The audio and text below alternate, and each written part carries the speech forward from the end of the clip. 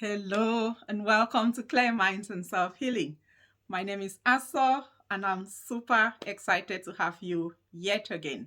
I want to thank my returning subscribers and encourage those who are watching for the first time to join us on this channel.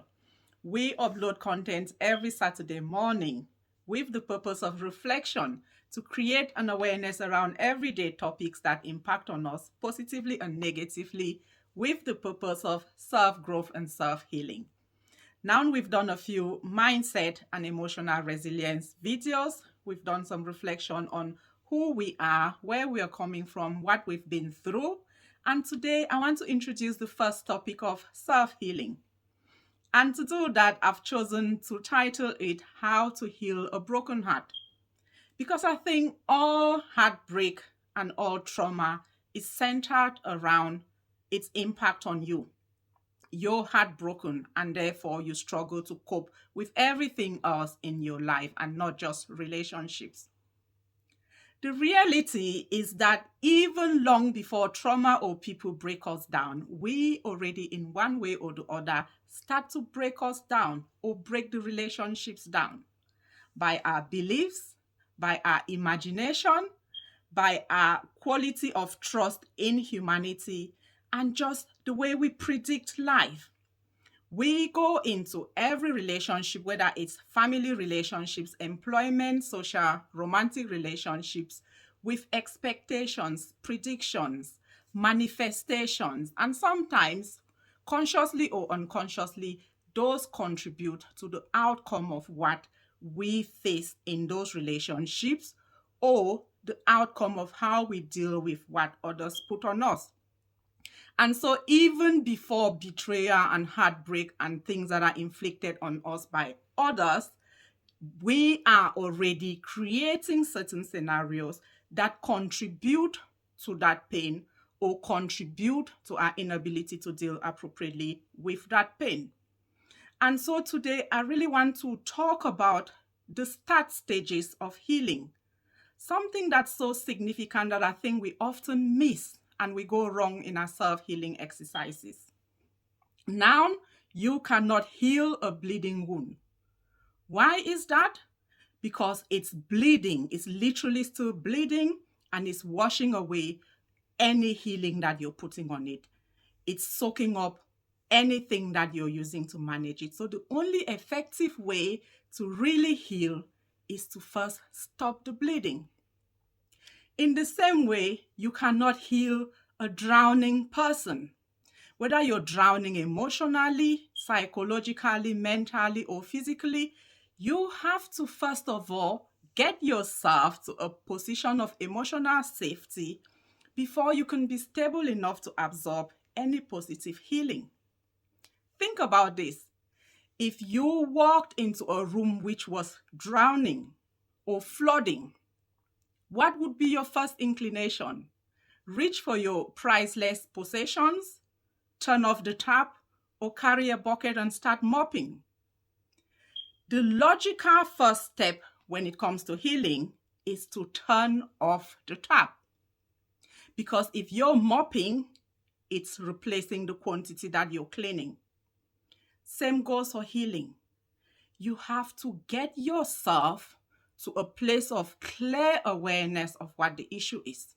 Heartbreak is too big. It's too broad. It's too vague. You have to reflect on who you are and how you got into this situation.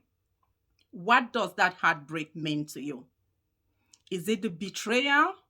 Is it the lack of trust? Is it the anxiety? Is it the low self-esteem?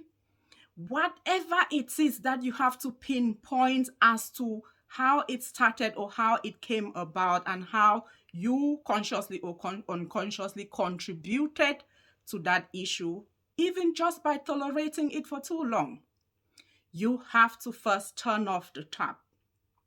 You have to get yourself out of that heavy investment from that situation before healing can start. Is the screenshot of your phone still that person's picture?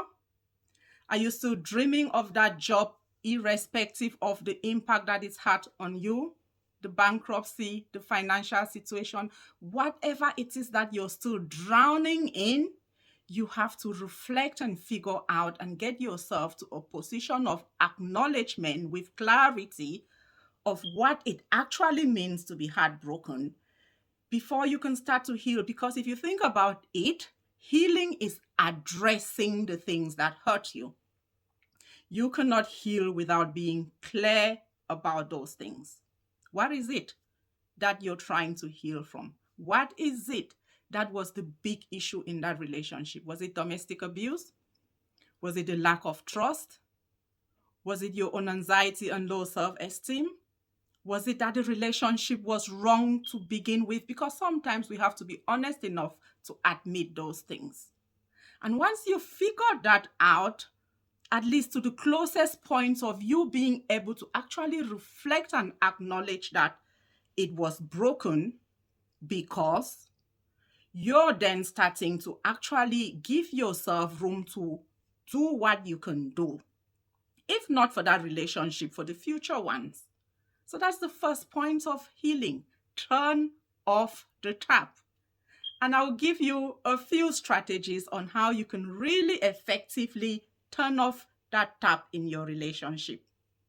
And before we go to the turn off the tap issues, I want to also say that for some people, their job in terms of healing will be to turn on the tap because they are living in an emotional drought.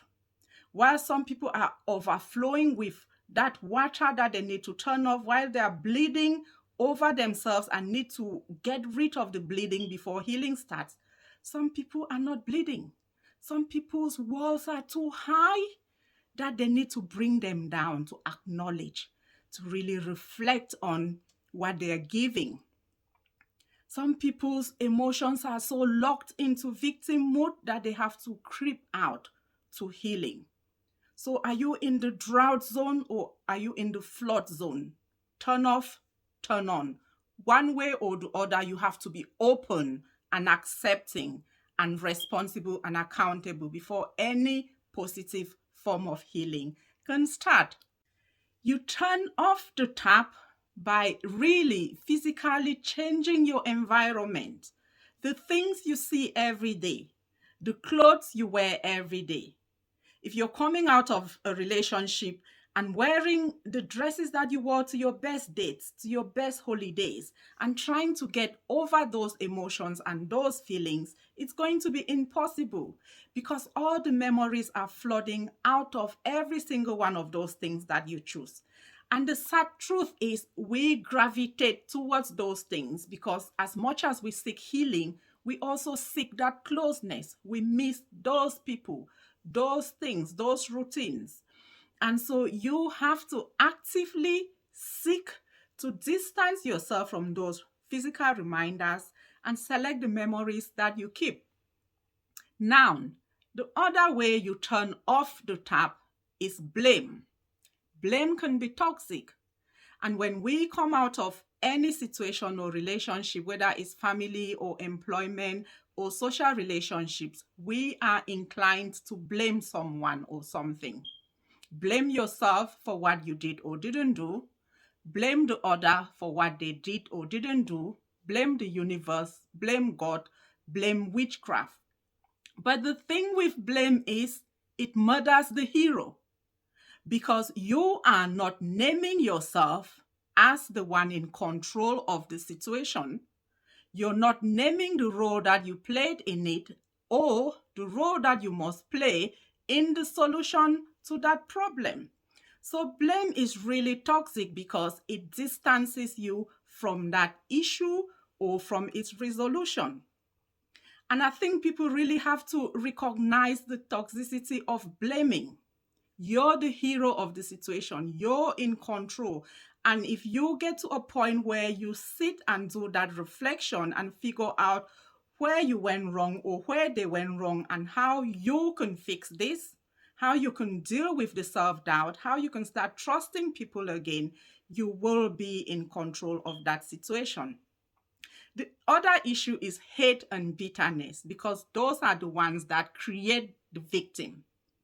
You have to be able to turn off that tap of, you did this to me, I will never forgive you, I'm so bitter. Because Tony Robbins refers to this as, you are swallowing a toxic pill and expecting someone else to die. The hate is in you.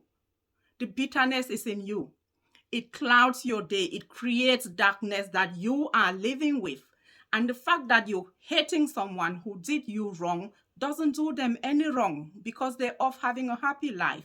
So we need to start recognizing those bitter, toxic pills as hurting and killing us, and stop taking them. So turn off the tap of hate and bitterness and start to figure out how your beautiful soul can cope with that situation differently. Look at the alternative perspective of how you survived that betrayal, that hate, that trauma, that heartbreak, and how use that to really pull yourself out of that bleeding, toxic situation and grasp your strength to start your healing. And finally, vengeance. It creates the perpetrator. It creates the villain, the same person that you're blaming, that has broken you, that you're walking away from, has started to create and turn you into a version of them. So it's really toxic. It takes you away from your destination.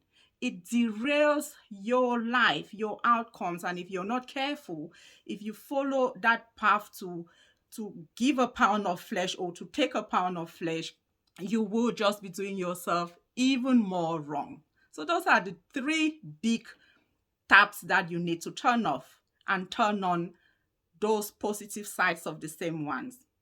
And in terms of drought, you need to really figure out how to come out of those dark holes. How far up are your walls because of that scare, that insecurity, that lack of trust, that betrayal?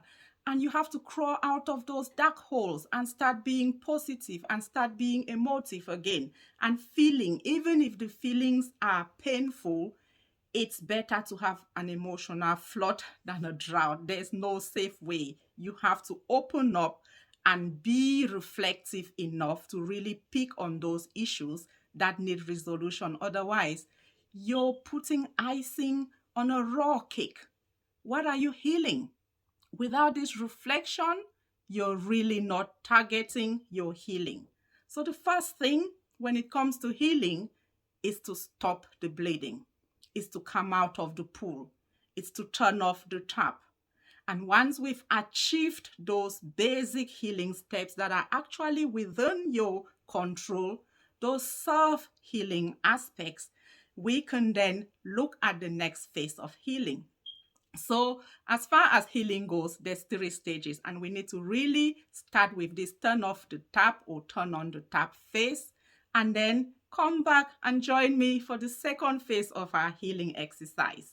Now share this video and encourage other people to be turning off and turning on their healing taps. Stop the bleeding, pull themselves out of the pools, get themselves to a place of emotional stability and healing, and then come back here to join us for phase 2 of our healing video. I cannot emphasize the value of self-healing enough. So I hope you enjoy this. Join it, motivate others, and come back here so that we can have another version of our healing exercise. Have a lovely, lovely day. And you are always, always welcome in Clear Minds and Self-Healing.